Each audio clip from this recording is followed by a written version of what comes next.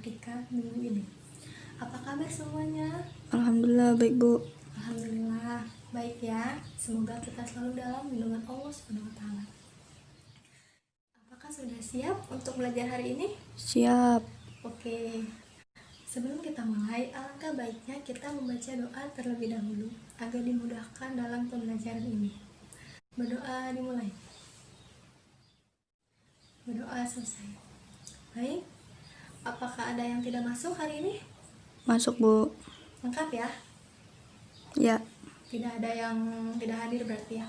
Oke, terima kasih. Baik, sebelum kita melanjutkan pembelajaran, Ibu akan nanya terlebih dahulu. Hari ini kita belajar tentang materi apa? Statistika. Oke, betul. Ada yang masih ingat gak minggu kemarin kita belajar apa? Gak tahu, lupa. Oh, gak tahu ya. Oke, ada yang sudah belajar di rumahnya sebelumnya tentang statistika? Belum. Belum. Sebelum kita mulai ke materi, Ibu akan menyebutkan tujuan pembelajaran hari ini. Yang pertama, siswa dapat menganalisis data dari distribusi data yang diketahui. Yang kedua, siswa dapat memahami definisi mean, median, modus dari suatu data serta dapat menentukan nilai dari mean, modus, dan median dari suatu data. Baik, kita langsung saja ke materi. Statistika sangat erat kaitannya dengan data. Oleh karena itu, sebelum membahas tentang statistika, akan dijelaskan terlebih dahulu mengenai data. Oke, kita langsung aja. Yang pertama, ada menganalisis data dari distribusi data yang diketahui. Yang pertama ada pengertian data. Data merupakan kumpulan datum, di mana datum merupakan fakta tunggal. Nah, untuk lebih jelasnya kita lihat ke contoh aja. Di sini udah ada tabel yang berisi nama dan tinggi badan. Nah, di sini ada 4 nama. Ada Tina, Uus, Nisa, Alam.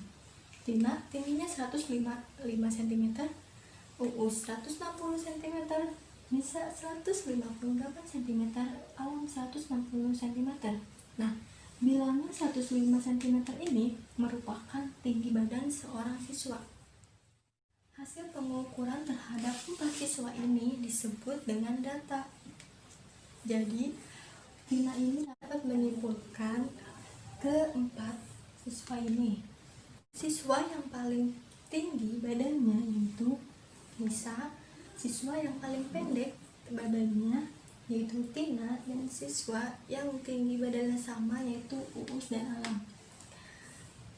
Setelah Tina menyimpulkan data tersebut, sebenarnya Tina itu sedang menggunakan data statistika. Jadi, statistika adalah ilmu yang berhubungan dengan pengumpulan data, perhitungan atau pengolahan data, serta penarikan kesimpulan berdasarkan data yang diperoleh. Berdasarkan jenisnya, data terbagi menjadi 2. Yang pertama, data kuantitatif. Data kuantitatif ini merupakan data yang berupa bilangan dan nilainya bisa berubah-ubah. Contohnya seperti jumlah siswa di MTS Negeri 2 Cilegon kelas 8 sebanyak 650 siswa. Yang kedua, itu ada data kualitatif. Data kualitatif merupakan data yang menggambarkan keadaan objek yang dimaksud. Contohnya, selain ramah, Uus juga pintar. Selanjutnya, ada pengumpulan data.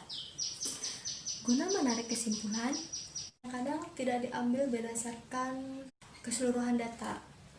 Misalnya, Uus meneliti air sungai apakah layak untuk diminum atau tidak.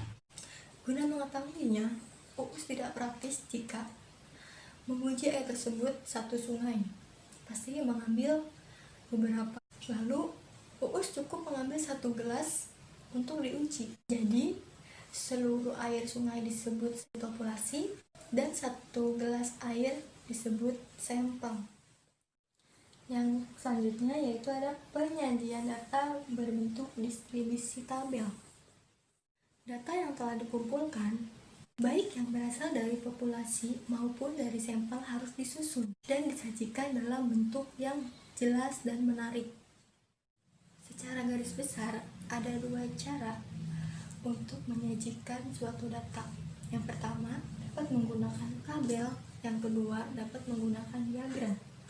Nah, contohnya seperti yang awal, ini menggunakan tabel. Misalkan, Andi sedang meneliti tinggi badan yang ada di kelas 8F. Didapatlah Dina 155, UU 160, Nisa 165, dan Alam 160. Jadi kita dapat mengetahui tinggi dari siswa tersebut. Ini contoh hanya 4 siswa saja. Apakah sudah paham sampai sini? Dah. Ada yang ingin ditanyakan? Enggak. Enggak, sudah paham ya? Yes.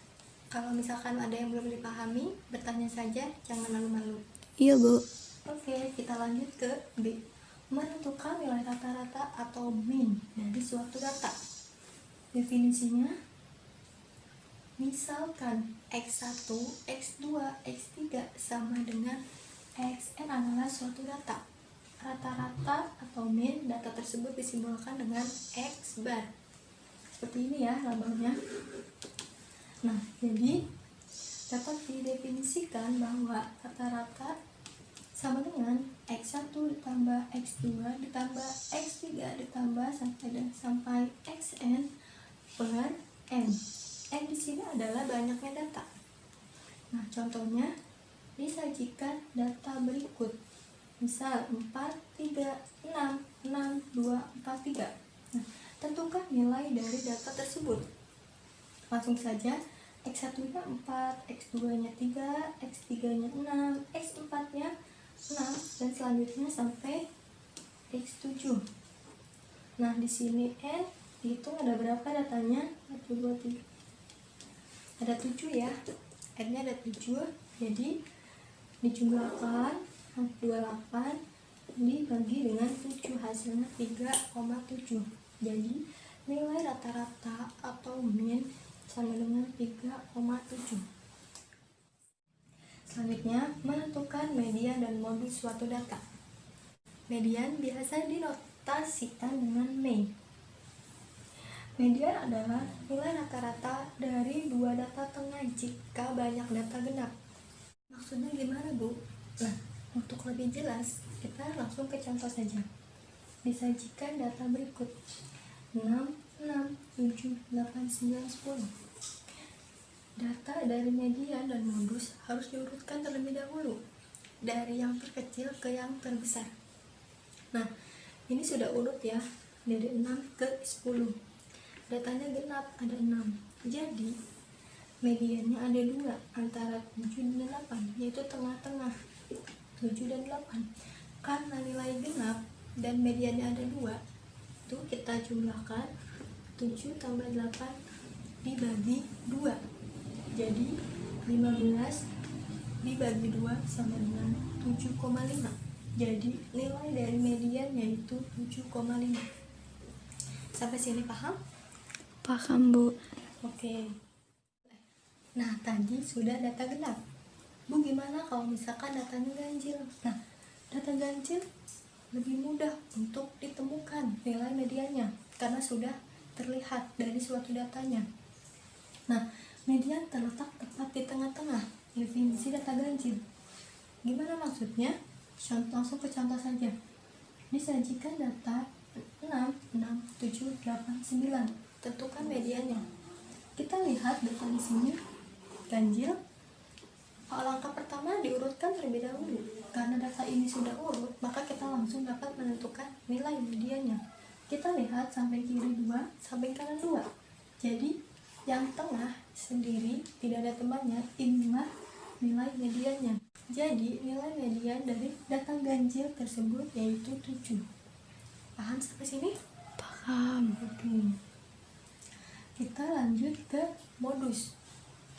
Modus dalam suatu data berarti nilai yang paling sering muncul atau frekuensinya yang paling tinggi. Contoh, setelah 8 kali ulangan matematika, Budi memperoleh nilai sebanyak berikut: 7, 7, 10, 8, 6, 6, 7, 8. Tentukan nilai modus dari data tersebut. Langkah pertama, sama, kita urutkan terlebih dahulu datanya. Ini masih acak. Nah, sini kita sudah urut ya. 6 ada 2, 7 ada 3, 8 ada 2, dan 10 ada 1.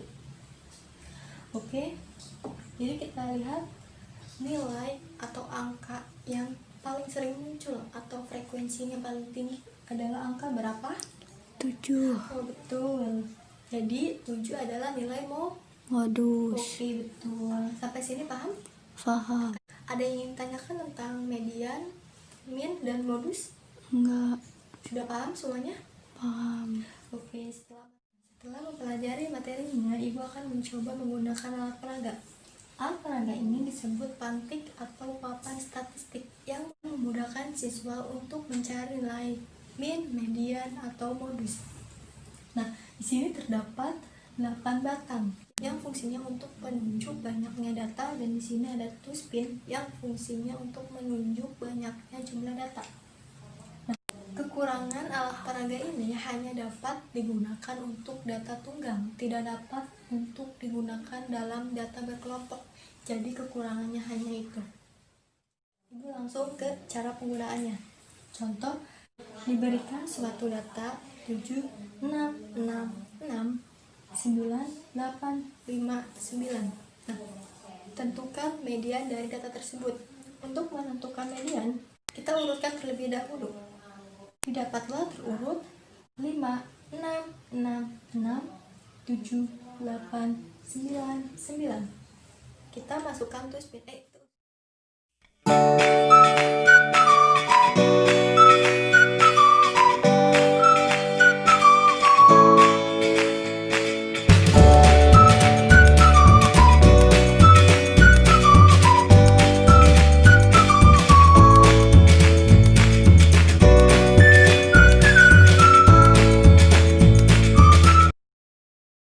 Kita sudah urutkan. Nilai tengah di sini terdapat pada batang ke-4 dan batang ke-5. Batang ke-4 jumlahnya 6 dan batang ke-5 jumlahnya 7. Jadi karena ini genap, kita jumlahkan lalu kita bagi 2. 6 ditambah 7 sama dengan 13 dibagi 2, jadi 6,5. Jadi nilai tengah atau minnya yaitu 6,5. Cari modus. Karena datanya sudah terurut, kita langsung menentukan nilai modusnya. Batang yang pertama, jumlah datanya terdapat 5, batang yang kedua sebanyak 6 data, batang ketiga 6 data, batang keempat 6 data, batang kelima 7 data, batang keenam 8 data, batang ke-7 9 data, dan batang ke-8 9 data. Jadi sudah urut. Karena definisi modus banyaknya data yang sering muncul, jadi tuspin ini yang sama atau yang sering muncul yaitu batang kedua, batang ketiga, batang keempat, yaitu berjumlah 6. Jadi nilai modusnya adalah 6. Nah, yang terakhir kita mencari min atau nilai rata-rata. Dalam nilai rata-rata ini, setiap jumlah data ini kita jumlahkan, lalu kita bagi ke dalam batang yang ada di sini sebanyak batang. Lalu kita bagi ke banyaknya batang yang ada di sini. Setelah dijumlahkan diperoleh nilai 56. Lalu dalam 56 ini kita masukkan tuspin ke batang-batang ini sebanyak 56 agar terbagi sama rata. Setelah kita bagi tuspin ini ke dalam batang, didapatlah setiap batang itu bernilai 7. Jadi nilai min atau rata-ratanya setiap batang adalah 7. Oke, ada yang belum paham dengan alat peraga ini? Udah paham, Bu. Ada yang ingin mencoba? Saya. Boleh, silakan Uus Yoi. mencoba. Oke, tadi Uus sudah mencobanya, dan untuk anak-anak yang belum mencoba, semoga dapat mencoba di lain waktu. Oke, materi kita cukup sampai di sini. Ada beberapa materi yang belum kita jelaskan. Kebetulan waktunya tidak cukup. Kalian pelajari pelajari tentang kuartil untuk minggu depan dan pelajari materi yang sudah dibahas di rumah. Nanti ibu kasih tugas untuk belajar di rumah dan dikumpulkan minggu depan. Oke, ada yang belum paham boleh tanya ke ibu. Pembelajaran hari ini dicukupkan. Apabila banyak kata-kata yang kurang berkenan, mohon dimaafkan. Wabillahi taufiq wal hidayah. Wassalamualaikum warahmatullahi wabarakatuh.